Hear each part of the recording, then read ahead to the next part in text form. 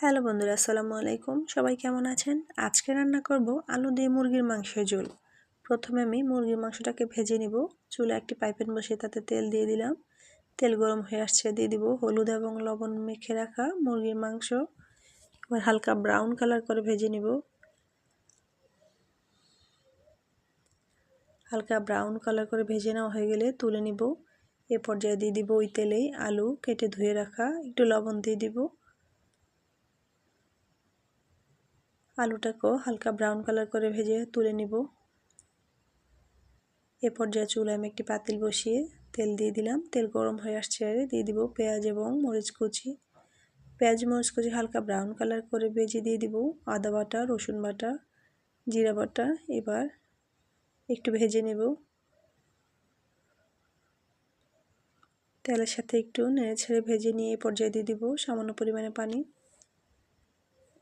যাতে করে শুকনো মশলাগুলো পুড়ে না যায়। দিয়ে দিব লবণ, হলুদের গুঁড়া, মরিচের গুঁড়া, গরম মশলা গুঁড়া। এবার মশলাটাকে ভালোভাবে কষিয়ে নেব। একটু কষানো হয়ে গেলে দিয়ে দিব টমেটো কুচি। টমেটোটাকে মশলার সাথে কষিয়ে এই পর্যায়ে দিয়ে দিব ভেজে রাখা মুরগির মাংসগুলো। মশলার সাথে নেড়ে চেড়ে কষিয়ে নিব।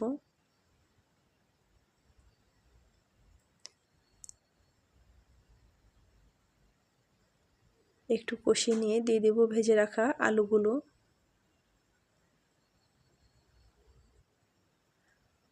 আলু এবং মুরগির মাংস মশলার সাথে ভালোভাবে কষিয়ে নেব।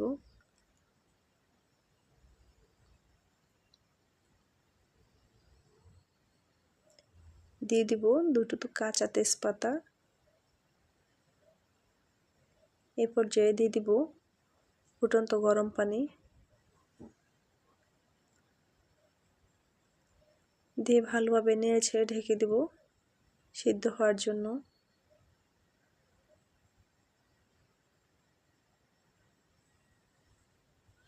কিছুক্ষণ পর ঢাকনা খুলে আবার নেড়ে দিব। এবার দিয়ে দিব একটু পেঁয়াজের বেরেস্তা করে। বেরেস্তা দিয়ে এবার ভালোভাবে নেড়ে ছেড়ে দিব। দিয়ে দিব মুরগির মাংসের মশলা। এটা দিলে একটু ভালো সুন্দর একটা ফ্লেভার আসবে। এ পর্যায়ে দিয়ে দিব মাঝখান থেকে ফেটে কয়েকটা মরিচ। দিয়ে দিব ধনেপাতা কুচি। হয়ে গেল আমার আজকের আলু দিয়ে মুরগির মাংসের ঝোল।